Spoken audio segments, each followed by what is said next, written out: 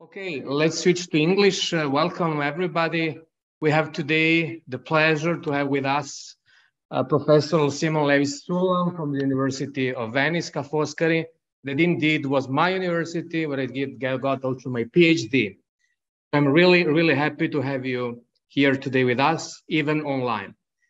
Professor Levis Sullam, he is a professor of contemporary history at the University of Ca' Foscari of Venice. He taught modern history and Jewish history at Venice, Ca' Foscari, in Berkeley, and Oxford. He holds a PhD in European social history from Ca' Foscari, and his fields of interest include the history of ideas and culture in Europe between the 19th and the 20th century, with a particular focus on nationalism and fascism, the history of the Jews and anti-Semitism, the history of the Holocaust, the history of historiography, and the questions of historical method. He is, among the other things, author of the book, The Italian Executioners, the Genocide of the Jews in Italy. So thank you for being here with us, and please, the floor is yours. Thank you. Well, thank you, first of all, to Milovan Pisari for the invitation. I'm very pleased to be with you. Unfortunately, only online, but I hope next time it will be in person, and this can be the start of exchanges with the University of Belgrade in the field of Holocaust studies and beyond. And perhaps in the second part of this meeting, I'd be interested in knowing more about your own work and your areas of specialization and your research. But I was asked today to present some elements of my work on the Holocaust in Italy, and more generally about how the field has evolved in the last 20 to 30 years, since the image and perception of the role of Italians in the Holocaust has largely changed in the past decades. And this is only in part something that is known to international historiography, which still entertains a relatively positive image of the role of Italian and of the faith, even of the faith of Italian Jews during the Holocaust. So what has happened in the last, even 30 years and perhaps more, is a change of paradigm, which has challenged what has been called the myth of the good Italian. And in this first slide, I will have to quote a literature which is in Italian, unfortunately, but I will refer to literature in English in the next part of my talk, and I can also, after this talk, I can provide further references if you contact me via email. So this work, which you see listed here, from David Bidussa to Angelo Del Bocca to Filippo Foccardi, has really revisited the so-called myth of the good Italy, which has been the representation of a relatively benign, generous, benevolent, and positive role of Italians in the Holocaust, meaning a role of assistance, of rescue, and of benevolence towards fellow Italian Jews. Actually, as you know, and as we will see in greater detail, fascism, Italian fascism, had introduced long before the Holocaust, since 1938, racist laws which had isolated the Italian Jewish community from the rest of the Italian society. And since the fall of 1943, it will join forces with the German ally, which at that point was also an occupier of the north and the central part of Italy, in persecuting the Jews and in implementing also in Italy the so-called final solution of the Jewish problem. But this revision of the image of the Italian, which has been largely present in Italian discourse for quite a bit of time, also in Italian historiography and certainly in international historiography, and we could examine the lineage of this paradigm and go back even to major texts like the work of Leon Poliakov in the 50s, which was picked up in a very influential way, for example, by Hannah Arendt in The Banality of Evil, which also represents in positive terms the Italians, saying that the Italian character was estranged from the possibility of accomplishing a genocide. Genocide was unknown to the Italian character. This national stereotypical characterization, of course, have a very limited historical value, as we know today. After all, we can go back to this later. Hannah Arendt excluded fascism from her treatment in The Origins of Totalitarianism, saying that Italian fascism was not a totalitarianism, although the word totalitarian was coined for the first time in the 1920s in Italy by anti-fascists and then immediately picked up by fascists themselves. So this was a major influence in the perception at the historiographical level, at the academic level, of the role of Italian fascism and of Italy in the Holocaust. But others, like Angelo Del Boca, who was one of our major experts and historian of Italian colonialism, has recasted Italy's role and Italy's colonialism as especially violent and bloody. Since Italy started a colonial experience in the 1880s already in Eritrea and later tried to conquer Eritrea and Ethiopia, conquered Libya in 1911-12, and especially in the 30s, it accomplished massacres which were quasi-genocidal and population transfers, and we will go back to this, and the detention in concentration camps of colonial population, especially in Libya. Also the experience of Italian colonialism was and cannot be represented in benevolent terms. And more recently, the work of Filippo Foccardi has shown how the positive image of the Italian was developed in counterposition to the negative image of the evil German. This comparison often emerges even when at the academic level, Nazism and fascism are compared. But I think it is controversial and disputable to try to establish a hierarchy of totalitarianism. And certainly if the project of the final solution started in Nazi Germany, as we know, and as you know also from your own context, that project could not have been accomplished without the participation of willing collaborationists throughout Europe. In my own work on the Italian executioner, I have tried to show the degree of participation of Italians and have tried to make a distinction between ideologically motivated and other forms of participation, which had to do also with bureaucratic mechanisms, hierarchies, peer pressure, and beyond.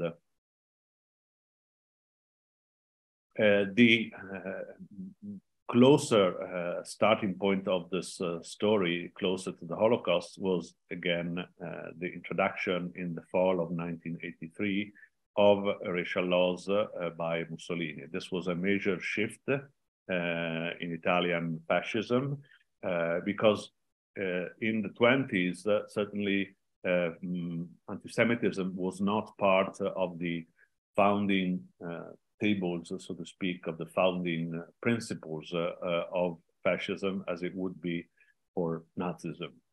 But recent work, especially the work of Michele Sarfatti, and I will quote later his major book, which is available in English, and it appeared by now over 15 years ago in English, and it had a final and definitive edition, the final edition in 2018 in Italian on the anniversary of the racial laws.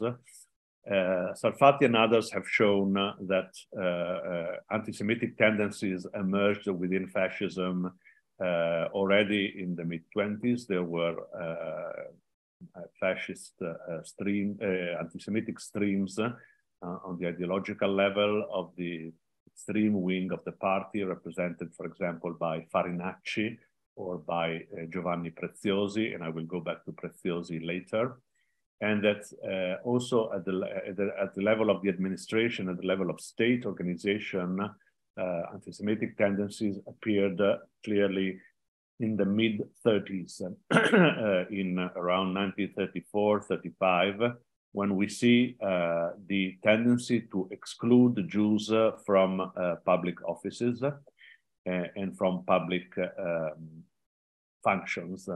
We see this both at the cultural level and also at the administrative level, for example, within various ministries.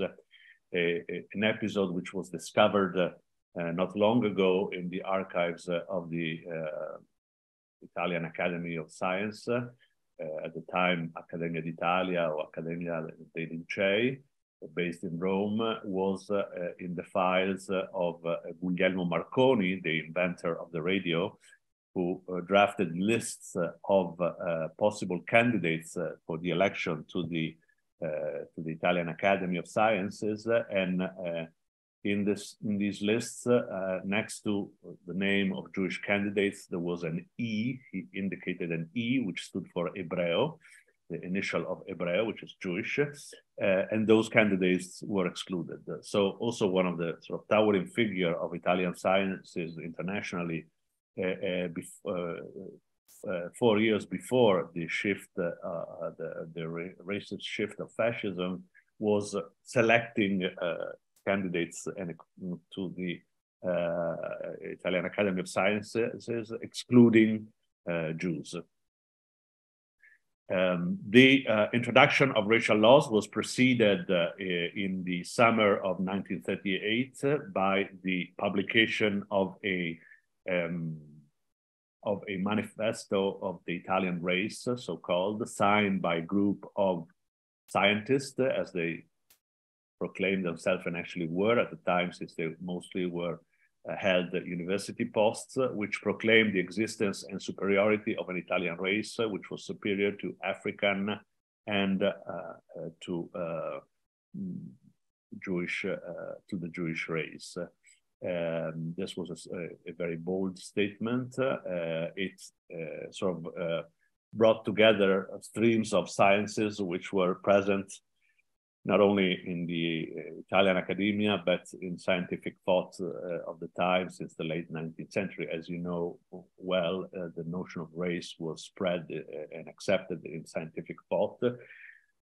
But here, these tendencies were brought together in an ideological statement with strong elements of propaganda and were meant to support a new policy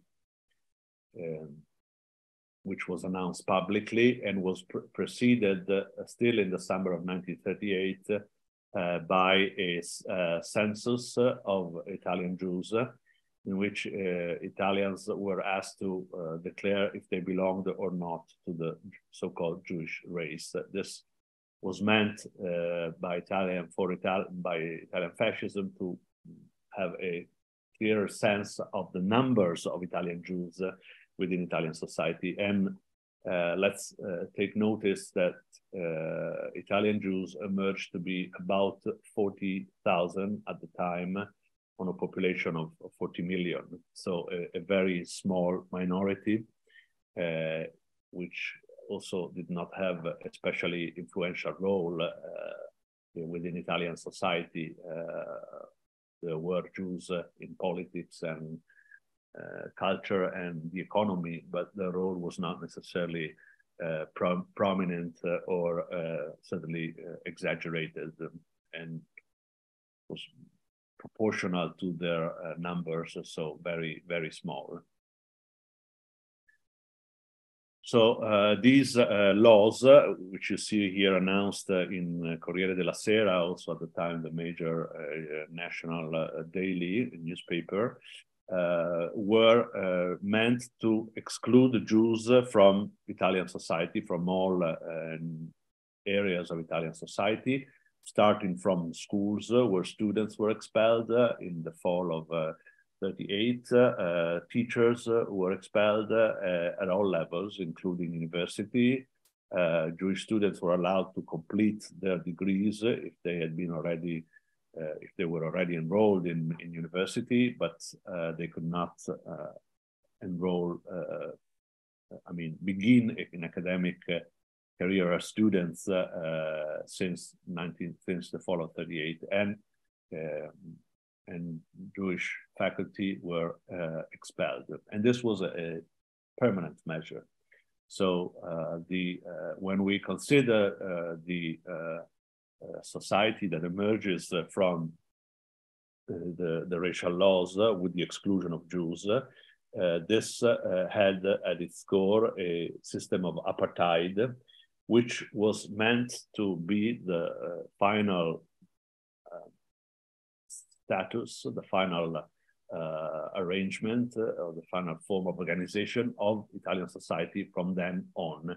Meaning Italian fascism, once it embraced racism and anti-Semitism, it decided that the new fascist man, the new Italian, would be from then on racist and free of Jews, free of contacts with Jews. In fact, it wasn't only the schools, but also the laws exerted a strong control and began confiscation of Jewish wealth, and Jews were present at our level of society. So you shouldn't imagine great wealth, but Jews were present at levels which went from the high bourgeoisie to the working class.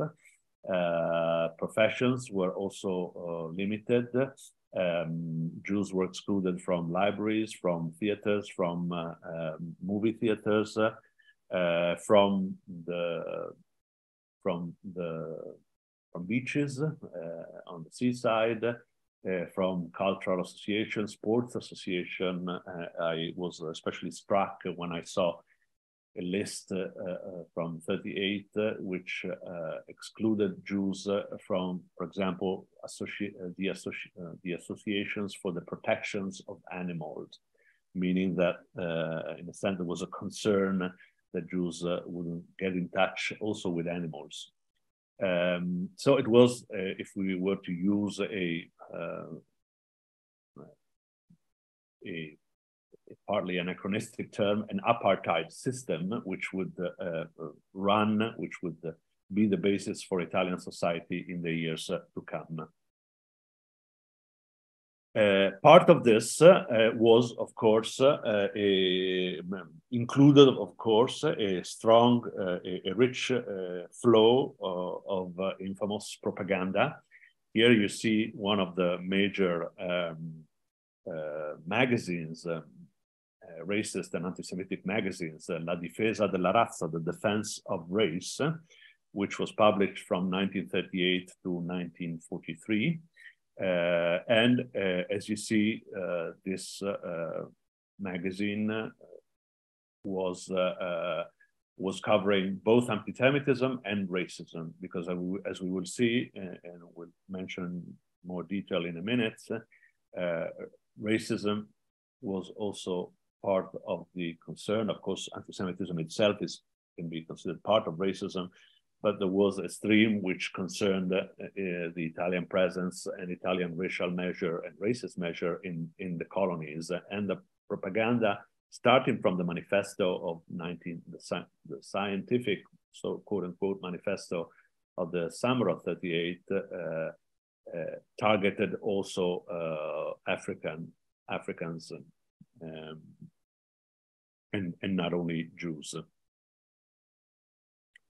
If we look at the precedent of this ideological move in the Italian case, of course, we have to take into account the role of Catholic anti-Judaism, which had a centuries-old tradition in Italy and in Europe, preached by the Catholic Church. Of course, it was also present in the Protestant Church, but we are looking here at Southern Europe, especially Italy. So in this case, it is Catholicism, where in a sense it all started. And as you know, by anti-Judaism, we mean a specific theological prejudice, which preceded even we may say, the invention of racism as a theological doctrine based on the notion that Jews were had been Christ killers and had not acknowledged Jesus as Christ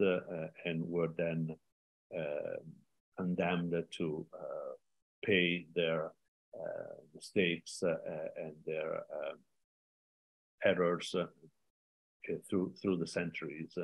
And attached this were a number of other prejudices and legends, including the blood libel, the accusation of using blood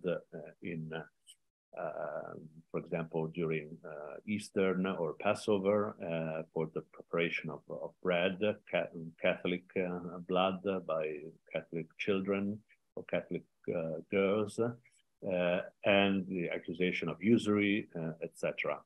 One of the major sort of headquarters of this production was, of course, the Catholic Church in Rome and the Vatican, and the anti-Jewish polemic was and struggle had been resurrected and re-emerged in the course of the 19th century, when the process of Italian nationalization put under challenged, the political role and even the spiritual role of the Catholic Church in Italy. And when the Church identified Jews together as one of the representatives of the evils of modernity, which included, of course, socialism, later Bolshevism, modernity, sciences, etc. So if we ask ourselves, was anti-Semitism present in Italian society before fascism? Well, one of the layers, one of the most spread anti-Semitic prejudices was certainly of Catholic origin, and we should also recall that the Catholic Church was especially slow in revising the anti-Semitic position. And I say anti-Semitism because by the late 19th century, also within official church texts, and certainly in the articles of Civiltà Cattolica, the Jesuit periodical, the unofficial mouthpiece of the church, the racist and racial element was present also within Catholic discourse. So it was no longer only a theological prejudice, but it was intertwined with racist elements, so that we can speak explicitly of anti-Semitism and not only of anti-Judaism, including a racial component. And as I was mentioning, the Church would be especially slow in revising its own position also after the Holocaust, because as you might know, the official position of the Church changed only in the mid-1960s, meaning the positions towards the Jews, when during the Second Vatican Council, the document Nostra Aetate was published, which rejected the idea of deicide, the accusation of deicide, and began to revise the position of the Church. So about 20 years after the end of the war and of the Holocaust. There were precedents, once again, I already mentioned it in the beginning, which have to do with colonial racism in Ethiopia. And once again, the colonial experience had begun for Italian in the 1880s in the context of the assault on Africa.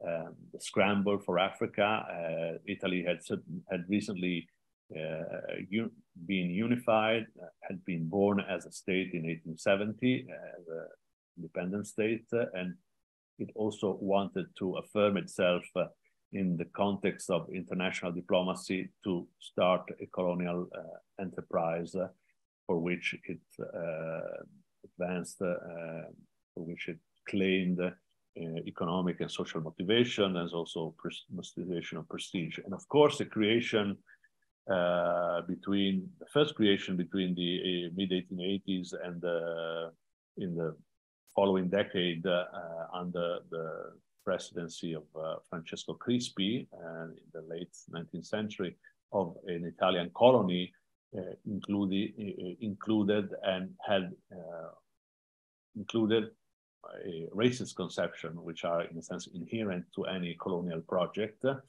And this was also true later when Italy began penetration of Libya. But the racial and racist component emerged openly and more strikingly in the mid-30s in the context of the conquest of the final conquest of Ethiopia and the proclamation of an empire in Ethiopia between 35 and 36, and also in the early 30s in Libya in the violent conquest of Cyrenaica and Metropolitania, which were areas of Libya which had been left independent or had not been captured in the first phase of Italy's occupation of Libya, which started, as I said, in 1912 and sort of limited itself initially also because of military resistance to the coasts of Libya, where the penetration of the internal regions was much slower. And the conquest of Tripolitania and Cyrenaica included the forced deportation of segments of the Libyan population and its detention in camps, which you see here with an aerial picture from a fascist plane, which have not only the appearance, but were concentration camps, not extermination, but in which tens of thousands of Libyans perished for the miserable health conditions in which they were detained. So this policy already had, in a sense, a genocidal implication and consequences.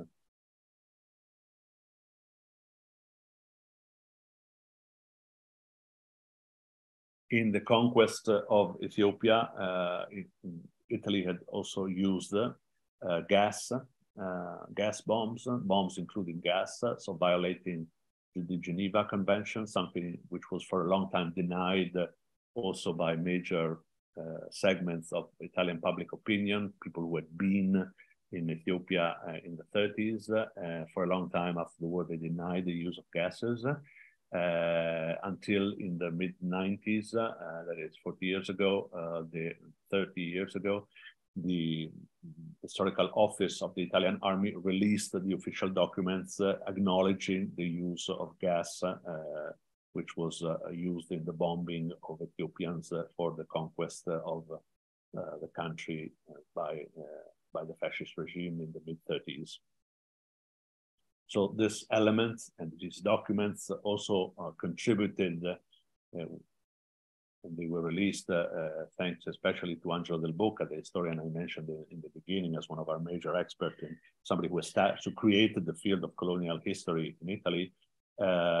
These documents began to contribute to debunk the myth of the good Italian. Italian colonialism was not at all sweeter than other colonialism, not at all more peaceful than other forms of colonialism. And in fact, the use of gas in bombings had been initiated by Italy, and this is in a sense a primacy of Italy in the conquest of Libya already in 1911 and 12. So once again, here you see a picture from daily life in Italy in the late 30s, a woman that attaches a sign on an Italian shop saying this is an Aryan shop. And Italy in 1938 began to be rebuilt on racist ground with the exclusion of Jews also from public venues, including bars, shops, restaurants. I talked to you from Venice, and I will make references to Venice because part of my research has taken place here. And because you might be familiar with the city, there are still memories in the city and in the Jewish community of a sign at the entrance of one of our major, most famous bars in the town, international renowned Harris Bar. There was a sign at the entrance after 38 saying Jews and dogs not allowed. So this has remained in the memory of the Jewish community until today. Of course, a major shift would take place in the fall of 1943. This has been called by Michele Salfatti, whom I will quote again at the end with a specific reference to his work, the shift, the move from the persecution of the rights of the Jews, which started in 1938 with their exclusion from Italian society, to the persecution of the life of the Jews, of Italian Jews, meaning the introduction in Italy of the so-called final solution. As you might know, after 20 years of rule and at least 15 of full-fledged dictatorship, Mussolini was kicked out of power in the summer of 1943, at the end of July 1943, when Italy was clearly losing the war and the Allies had landed in Sicily. And he was arrested by the initiative of the fascists, of some ministers of the fascist government, and with the support of the King of Italy at the time. He would be detained first in confinement in the island of Ponza, and later on the mountain, in a camp on the mountain of the Gran Sasso. But despite the creation of a semi-democratic rule in the summer of 43, in early September, Mussolini was hijacked, was kidnapped by or liberated by a German and Nazi commando and brought to Germany. This happened after Italy had announced on September 8, 1943, an armistice with the Allies and had thus broken its alliance with Nazi Germany, together with which it had entered the war in June 1940 and had fought especially in the Balkans, in North Africa, in Greece. At that point, Germany a few days later, Germany invaded Italy and occupied most of the north and center up down to Naples of the Italian peninsula. So Italy was no longer an ally, but became occupied. Soon enough, Mussolini was liberated, brought to Germany, and then brought back in mid-September to create in northern and central Italy a republic that would be allied with the Germans, the so-called Repubblica Sociale Italiana, Italian Social Republic, or Republic of Salo, or Salò, referring to the small town on the Garda Lake in northern Italy, near Verona, where the headquarters of the Republic were based. Although various ministries were scattered around the northeast of Italy, including Venice, which had the Ministry of Culture and various embassies of the states that recognized officially the Republic of Salo. So basically, Mussolini made a return to power, and part of a large segment of Italian fascists sided with him, decided to fight with him and to fight with the Germans. Part of the Italian army scattered in various parts of the Mediterranean, sided with the Germans. Part of this army refused to acknowledge the authority of Mussolini, and even more so of the Germans, and was imprisoned and brought to Germany in military camps, in prisoners' camps. But those who stayed, those who supported Mussolini, would reunite, or the representative reunited in Verona in November 1943, where a political congress was held, a political conference, announcing the principles of the new fascism, which were, among other aspects, included anti-Semitism. Jews were declared in the founding principles of the Republic of Salo enemies,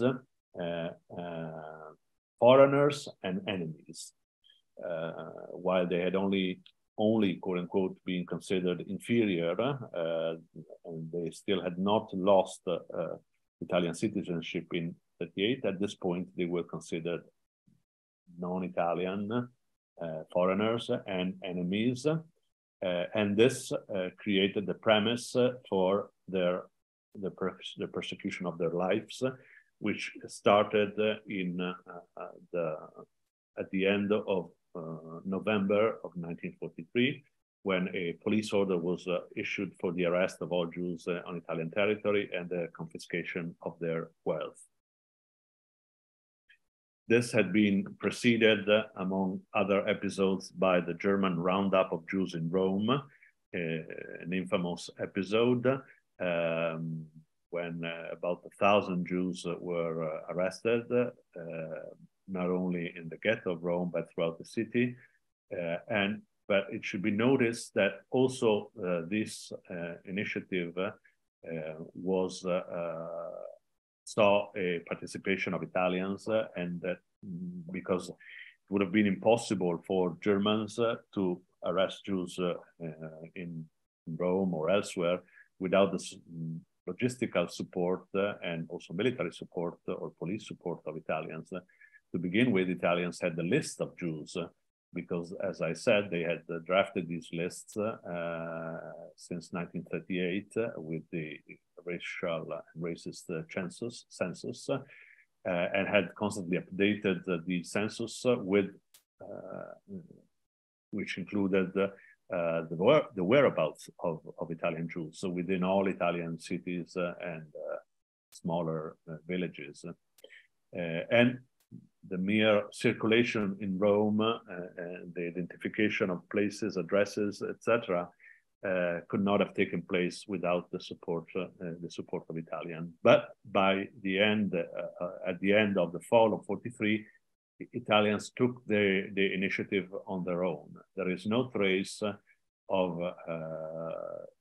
and this is true actually since 1938, of documents with German orders or even requests for the persecution of the Jews or later the arrest of Jews. This is an Italian initiative, and it will be organized and be conducted by Italians in at least probably half of the arrests of Jews in the following months. Here you see a photo from the Fossoli internment and transit camp, which was the major transit camp in Italy, in central Italy, near Modena, not far from Bologna, created by Italians, run by Italians until the mid-winter of 1944, and later run by Germans.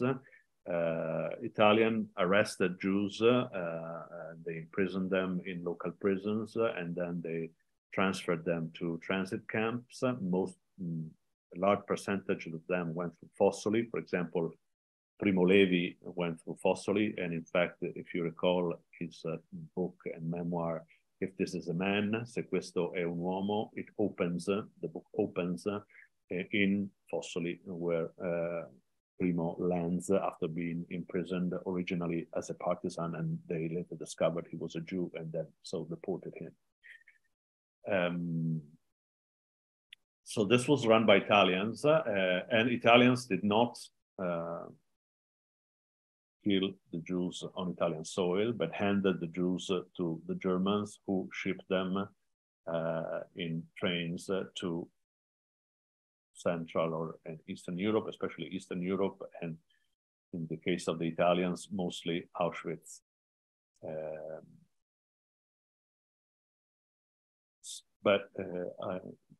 Despite the fact that Italians did not kill Jews on Italian soil, in my own work, I have claimed that, of course, Italians were still complicit of genocide since they arrested Jews on racial grounds.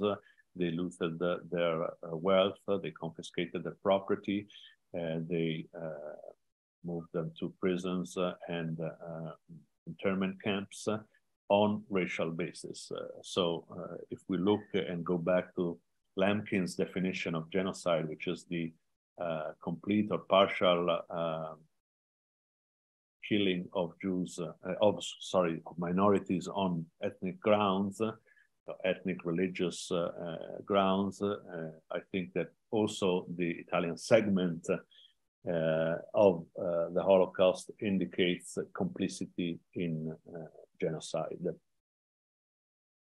We should also consider that only a small number in the thousands of Europeans participating, as Raoul Hilberg has explained, and also Zygmunt Bauman, in hardcore activity in the machinery of destruction, meaning in, for example, the imprisonment and the forcing of Jews in gas chambers and the release of gas, so the final act of extermination, or the killing through slaughters in the open fields or in the Ukraine or Poland or Russia in Eastern Europe, in the bloodlands of Eastern Europe. Thousands, tens of thousands of others participated in other bureaucratic functions or police functions, which were, however, essential elements, essential clogs of the machinery of extermination. I look at the role of Italians. Italians compiled, prepared lists of Jews to be arrested, indicated their addresses, acted as bus drivers or train drivers of shipping Jews and transporting Jews. They confiscated their wealth. They prepared lists of confiscated wealth. They were secretary in municipality offices, in prefectures, in police headquarters. This segmentation of bureaucratic functions, which included men and women, and was essential, as Hilberg and Bauman have shown in their work, to the accomplishment of the Holocaust. And in fact, it was essential also because it allowed the machinery to function. All these people, in a sense, performed acts and deeds which were not in themselves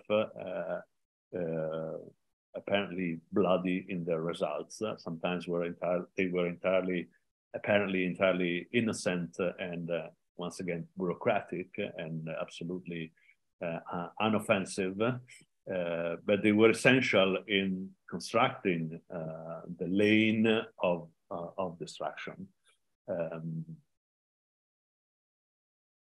In fact, it was especially the distance from the final act of destruction which allowed these functions to be performed. I am often asked if these people who held bureaucratic roles knew, or administrative role, knew what would happen at the end of the process, in the final phase of the killings. My answer is that they certainly were aware that they were participating in a policy of persecution, in an act of persecution. And there were, it has been shown that there were there was clear knowledge and spread knowledge of imprisonment and killings in Eastern Europe, also within Italian society at various levels, from 1941 on, when it all started. So some had precise knowledge, others knew, however, that they were participating in a process of persecution. Here we see, I have mentioned in the beginning, Giovanni Preziosi as one of the ideologues which, in a sense, participated and even built, we may say, Italian anti-Semitism since the 20s. In fact, Preziosi was one of the translators already in the early 20s of the well-known forgery, the Protocols of the Elders of Zion, one of the translators in Italian. They were translated after the war from the Russian, after the First World War, in all European languages, and had two editions, two different translations in Italian, in the Catholic world and in the philo-fascist world by Preziosi in the second case.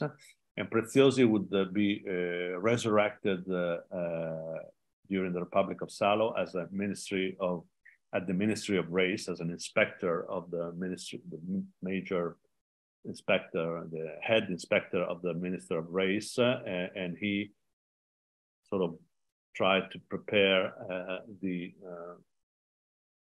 a new racist legislation, which was never enforced, but was in a sense mostly pointless, since the Jews were being at that point persecuted and actually killed and hunted door by door in Italian society. So there was no really need to rule over their role in Italian society, if not to decide what would happen of their wealth, in a sense, after their disappearance.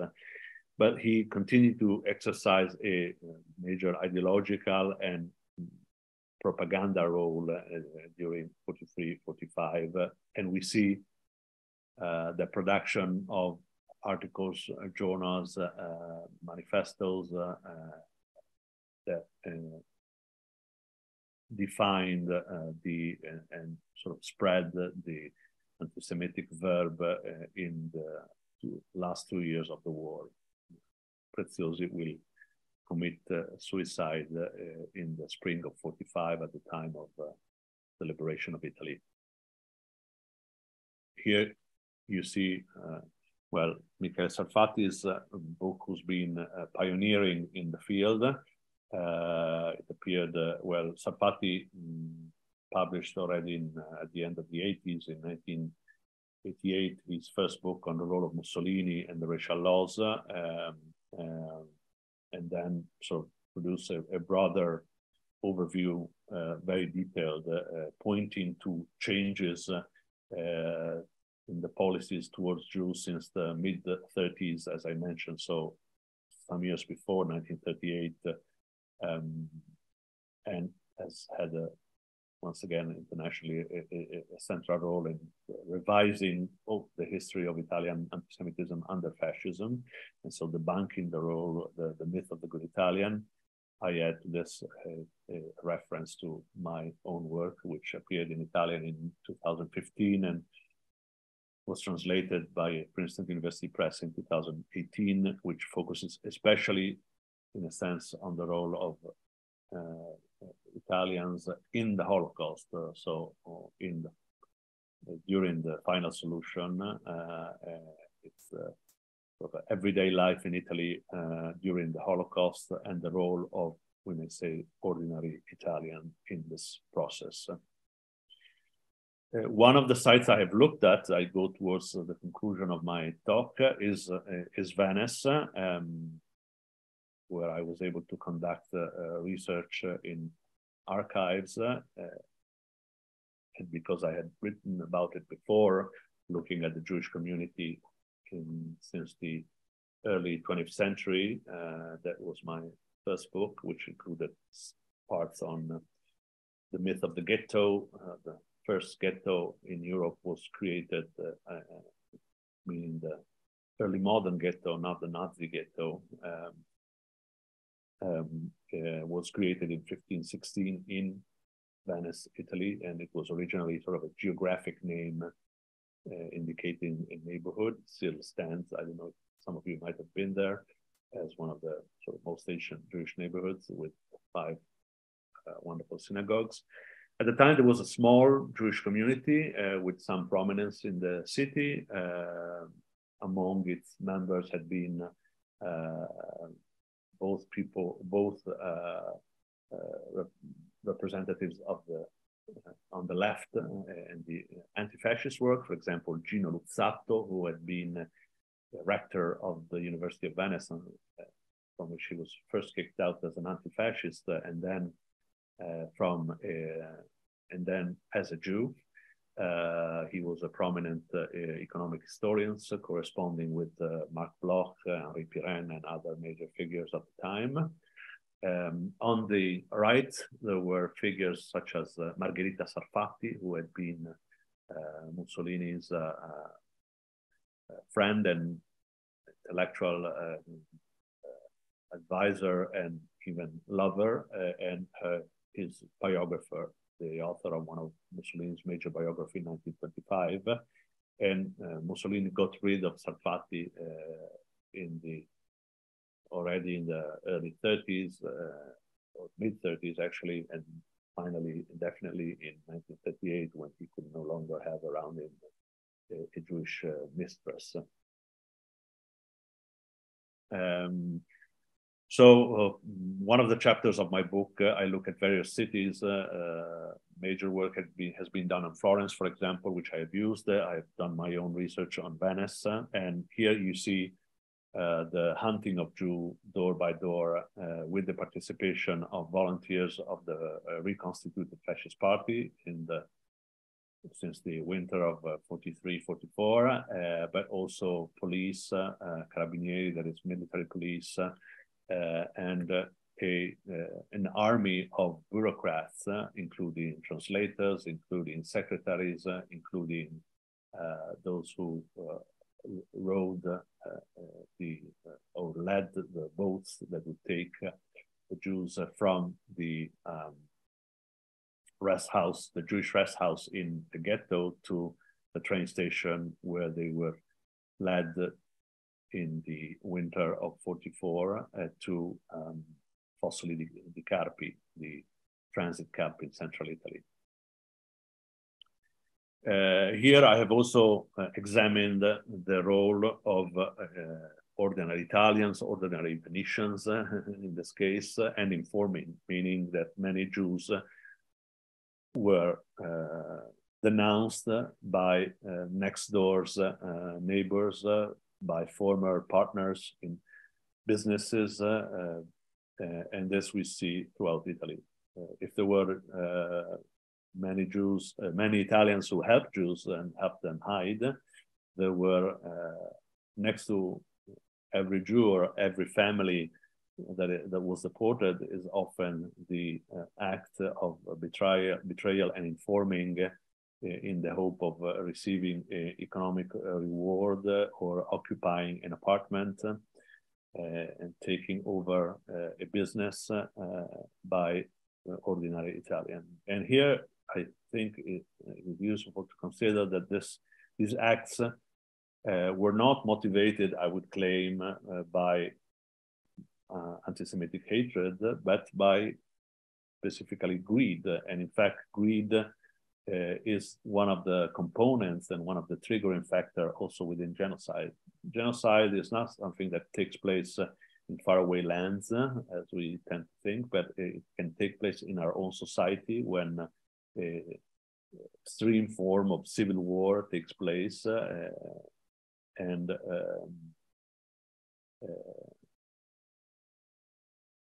various motivations can push and trigger this condition of hatred and violence, and greed is certainly one of them, which then can be channeled also by ideological and political motivation, channeled or in a sense explained or defended on political grounds.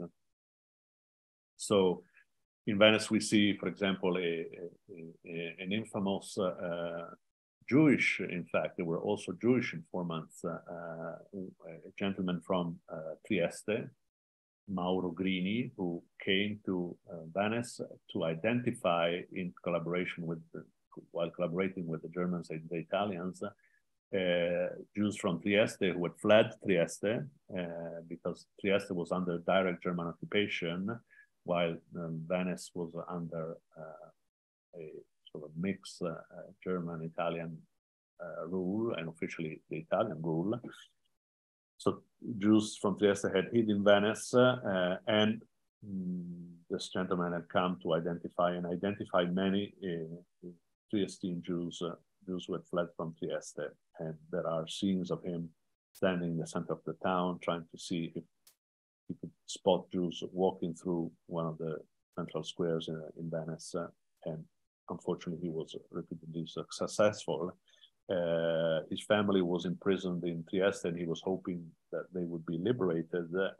But later, not only all his family, but he himself was killed by the Germans through going through the Risiera di San Sabba, the concentration camp in Trieste, because this was part of the mechanisms of the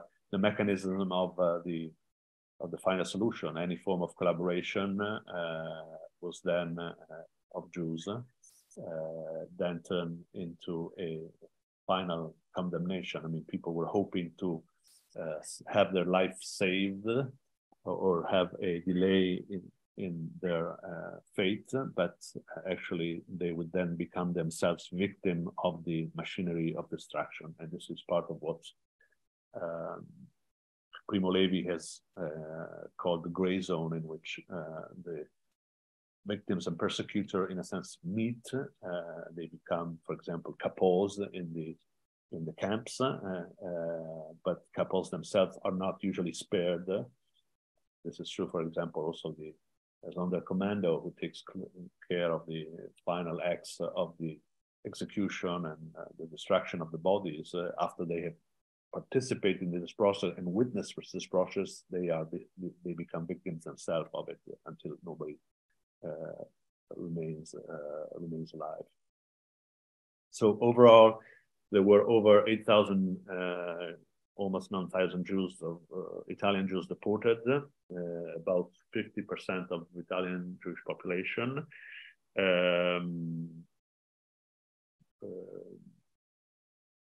Over 2,200 were arrested by Italians, 2,500 were arrested by Germans, and another percentage, a third of them, have been arrested by unknown. Although we should also notice, as I said before, that the arrests by Germans were always taking place with the assistance of Italians. And it is reasonable to believe that large part of the arrested by unknown was arrested by Italians.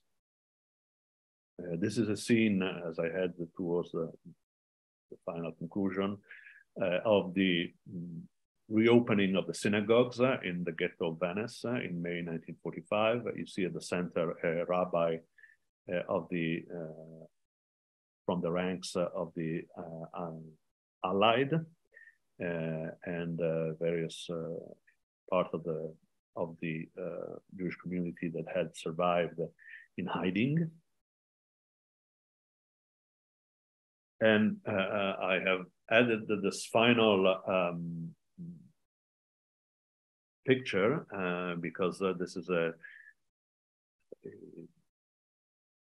with this frame, we, in a sense, enter the aftermath of the events, and we enter the question of the politics of memory, in which we are still immersed today, and which has taken several have several shapes through the decades since 1945. One of the most recent development, although now about 10 years ago, was the laying also in Venice of Stolpersteine, this stones created by the German sculptor Günther Demnig. I don't know if there are any laid in Belgrade today, perhaps yes. They carry the name of individual victims and the name of the indication of their birth, date of birth, of their the time of their arrest, and their final destiny, which is usually death. And they are laid usually in front of the house where these people lived and were arrested, with some exceptions. For example, in front of Ca' Foscari, my university, the University of Venice, there is today the stone for Olga Blumenthal, who was a lecturer of German language at the university for at least a decade before 1938, and was then deported in her early 70s from Venice and killed in the camps. The university decided, and the city actually, Venice decided to let her name be remembered in front of the university where she taught, and from which she was kicked out, expelled by racist laws, instead of in front of her home, just because this could be a sort of a permanent threat and recall and the memory of her destiny and of what it means historically, physically, and symbolically, also for the academic community, not only for the Italian society at large. And so every day people, in a sense, stumble on this stone in front of the Ca' Foscari as they go into the main building. And this is a souvenir, a sad souvenir, and momentum of the fact that the myth of the good Italian no longer holds true. So thank you very much. I look forward to your questions. Thank you for this really interesting presentation. Okay, now if there are some questions or comments from the audience.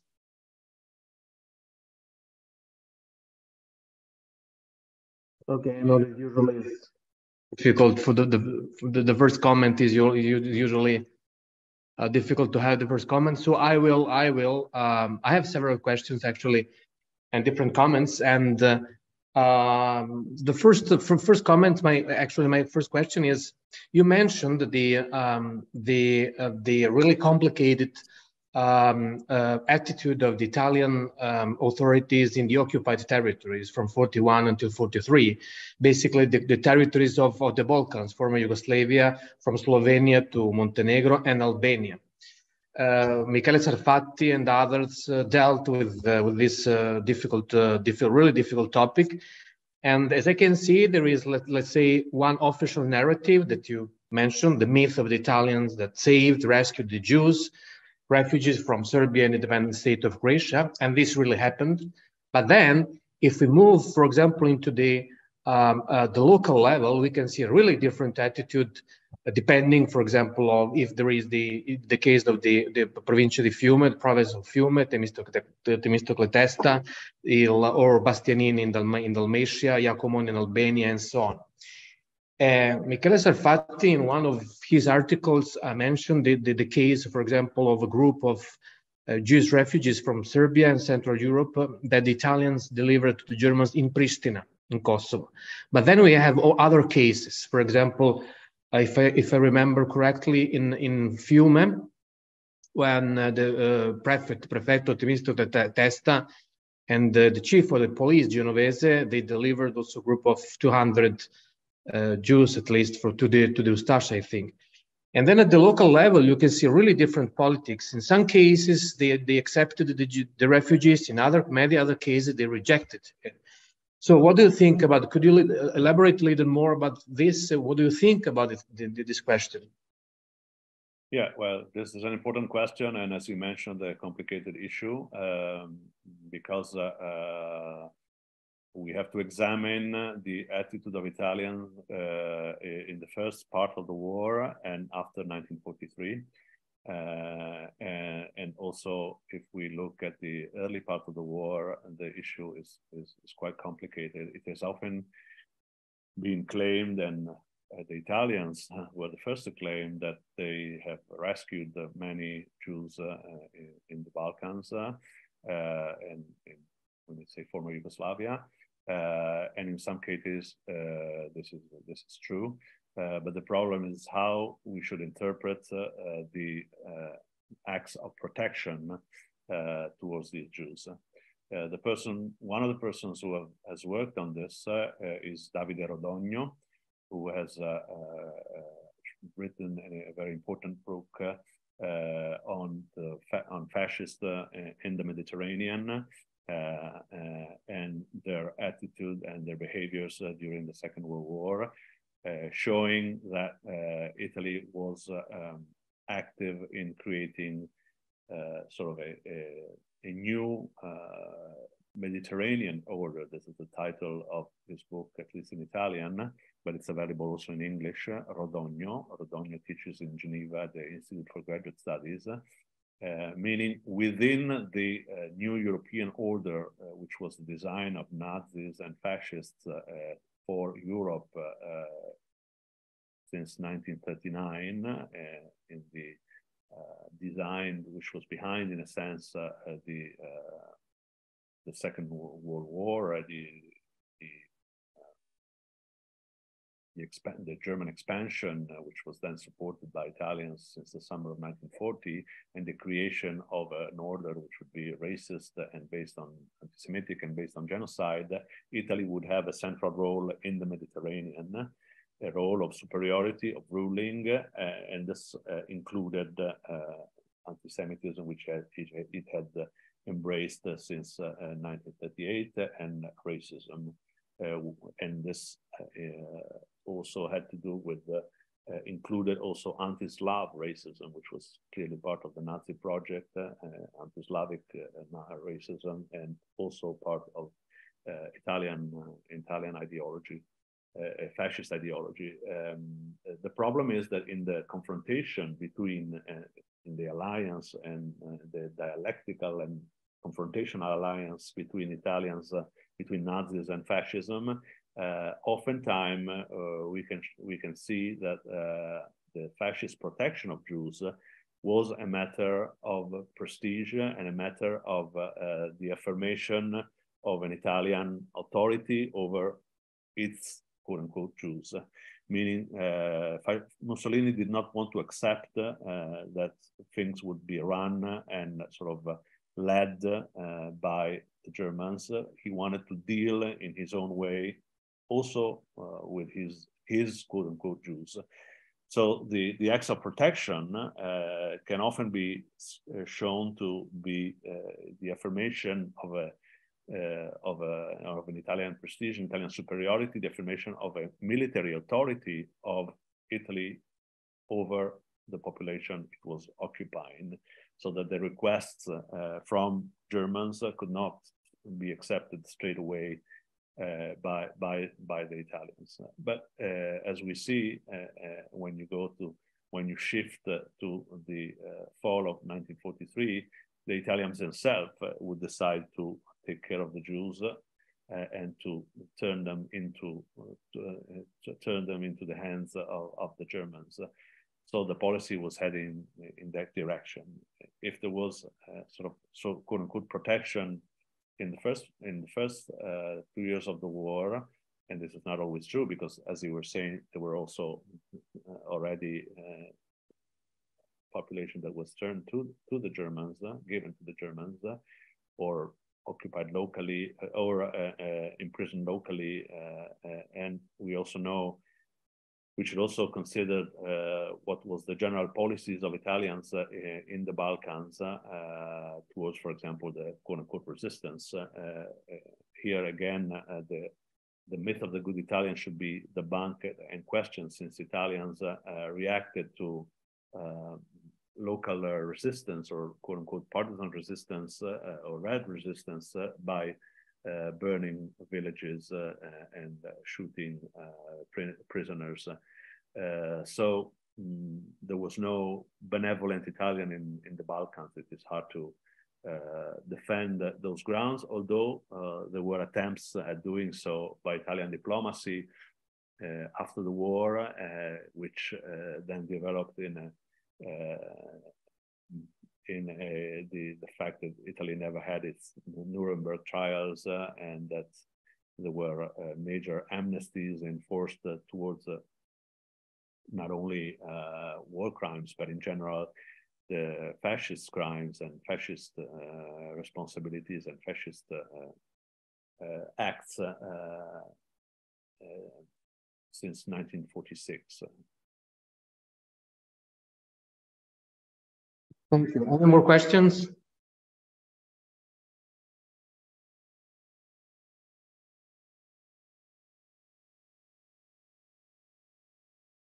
Could you maybe tell us, if you know, of course, something more about the restitution? Did some restitution took place after 45? What and how Italy, the new democratic Italy, dealt with the issue of the restitution? Yeah, well, first we should say, as I was mentioning, that there were several amnesties towards fascist crimes and fascist responsibilities. Basically, in the summer of 1946, Togliatti, who was Palmiro Togliatti, was the Minister of Justice and Secretary of the Communist Party at the time, the Italian Communist Party, decided that an amnesty would wipe out major fascist responsibilities throughout Italian society. And this was part of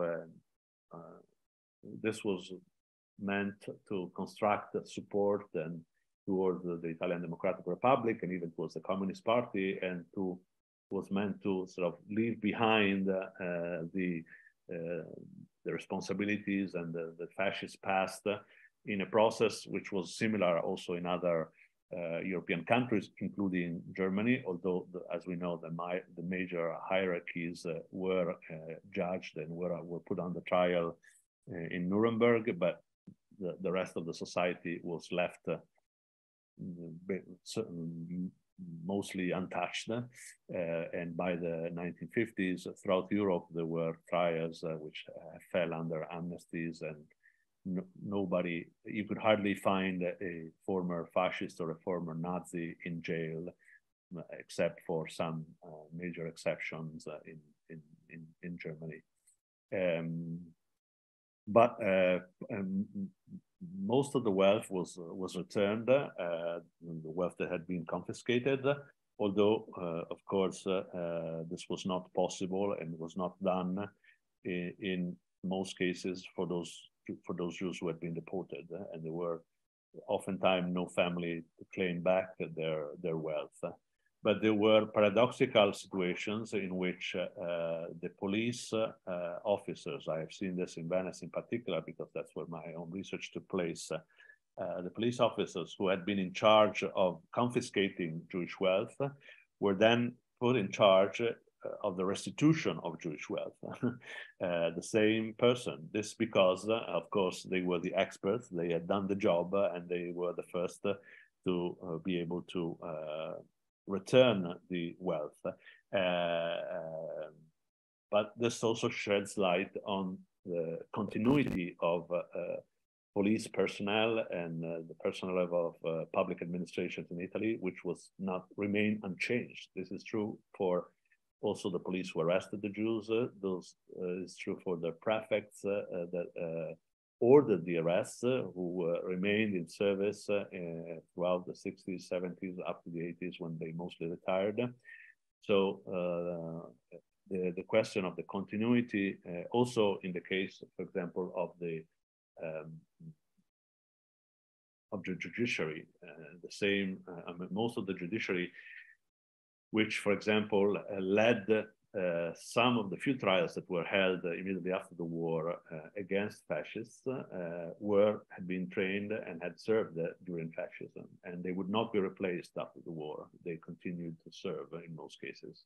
And one of the major and most extraordinary cases was which was studied in a recent book, is the case of the head of the so-called racist court, il Tribunale della Razza, the major racist court, which would decide since 1938 who was Jewish or not Jewish, and would decide the cases of Aryanization, in which there were people who claimed they were not Jews but Aryan, and their case had to be evaluated. This figure would be elected after the war in the 50s as first president of Italy's constitutional court, or the major court in Italy. So he was head of the Italian, basically the head of the Italian judiciary in the 50s, after he had been in charge of the process of Aryanization or of persecution at the judiciary level in the late 30s. His previous career was entirely forgotten, in a sense, or put aside. I see there's now a question from Gordana. Yes, Gordana, please. So thank you very much for your revealing lecture. I'm not historian, but I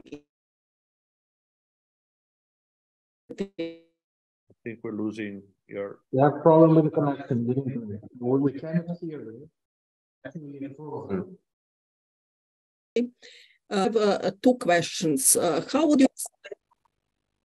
So something went wrong? I don't understand.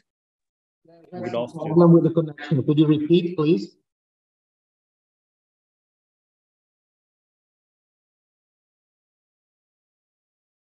Yes, but I was interested in history.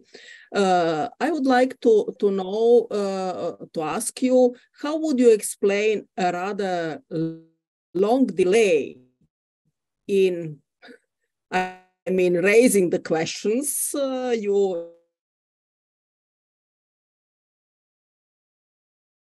in your lecture? Archives were not available, relevant archives were not available, or would you explain that by some other factors? And then the second question, we are witnessing quite a widespread attempts of rewriting history, but going in other directions. I mean, somehow rehabilitating sites which before that wave of revisions were considered responsible for example, both First and the Second World War. So how would you explain that, and probably also link, I mean, on the one hand, that revealing tendencies, and on the other side, somehow converting history, or at least from the previous established and accepted or more or less shared perspective. This is really quite radical revision. Thank you very much. Thank you. Yeah. Well, those are important questions.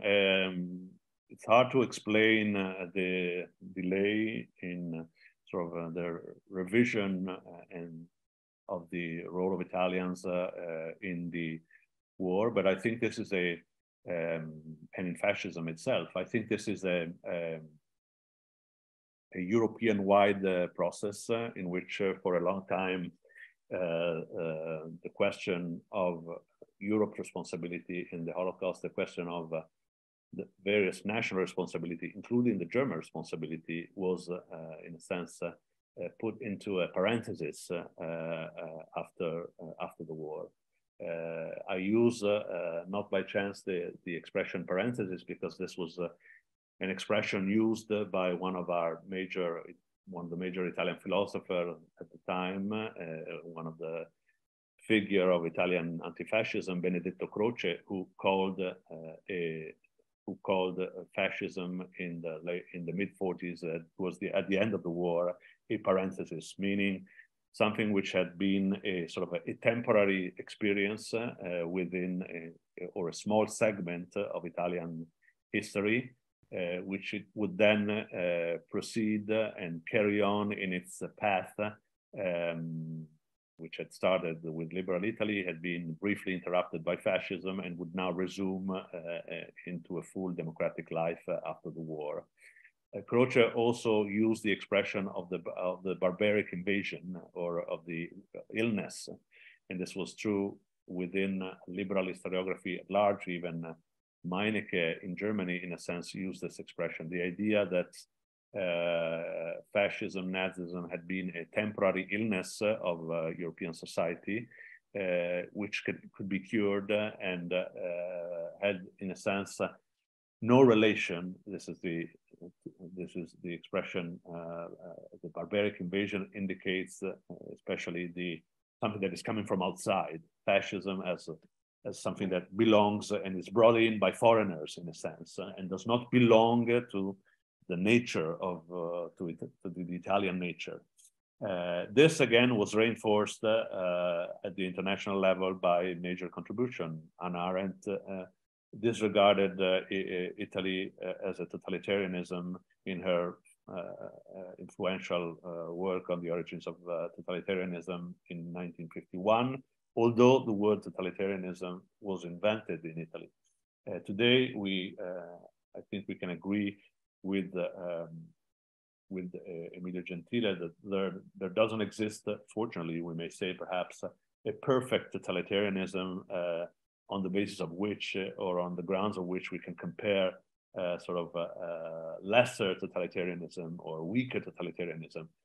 Italy certainly was a totalitarian project, meaning the fascists as a movement and then as a regime wanted to accomplish, to establish a fascist regime, destroyed Italian democracy, created an autocracy and a dictatorship through various forms of control of public opinion, the use of violence since the 1920s, the persecution of anti-fascists, etc.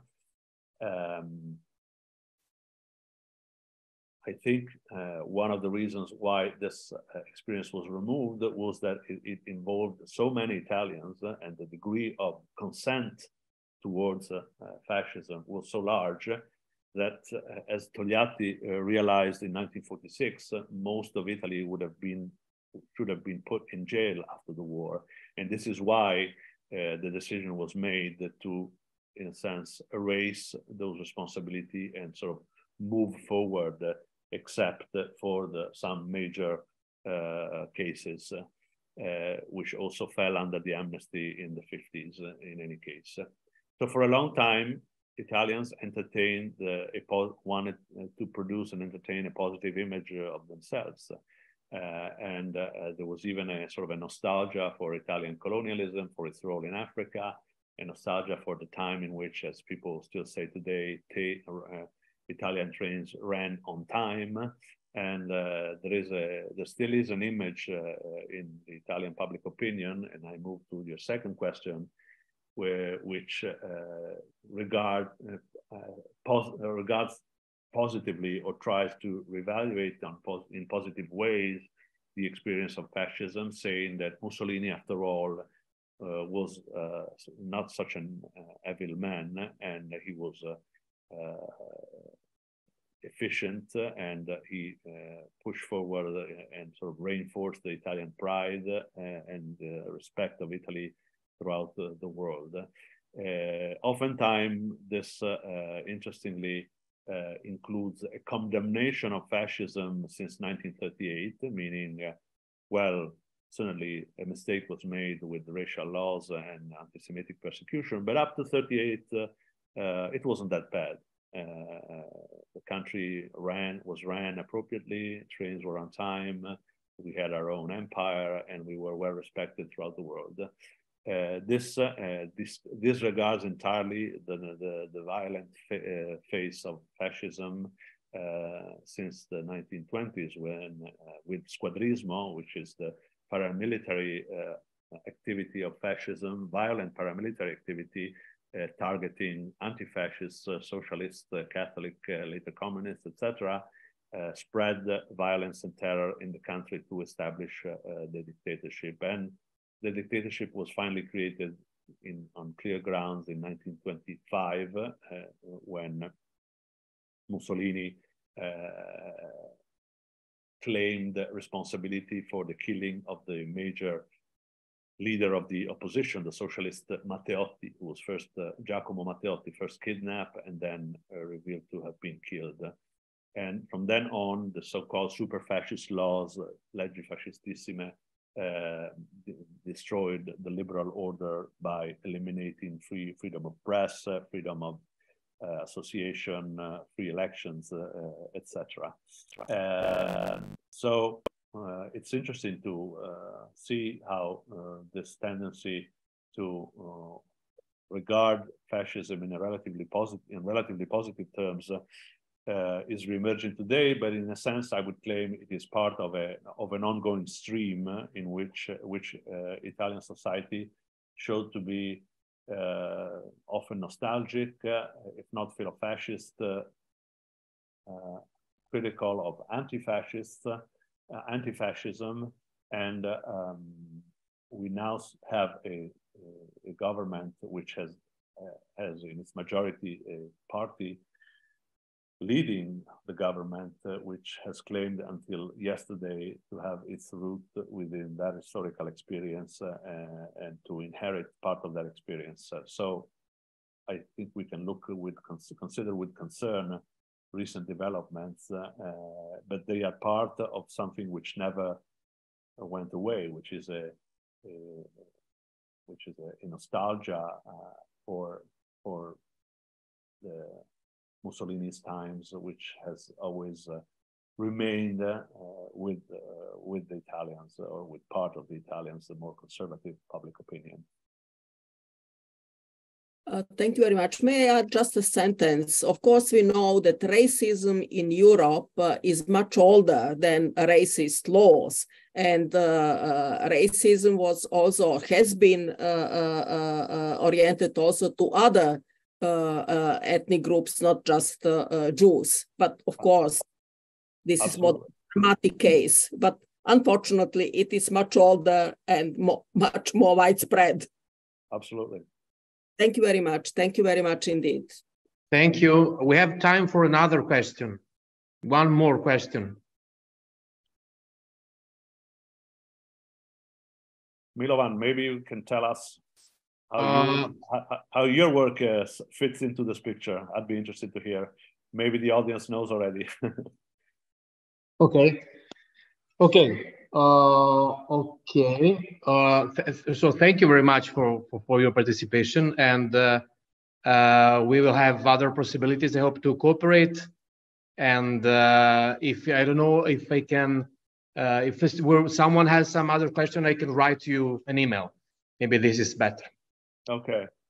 Thank you very much. Grazie mille, ci sentiamo, stiamo in contatto. Senz'altro, grazie. Scusa il ritardo. No, tranquillissimo, tranquillo. Grazie dell'invito. Thank you so much for joining us today and for inviting me. Thank you, Milovan, and thank you all for attending and for your questions.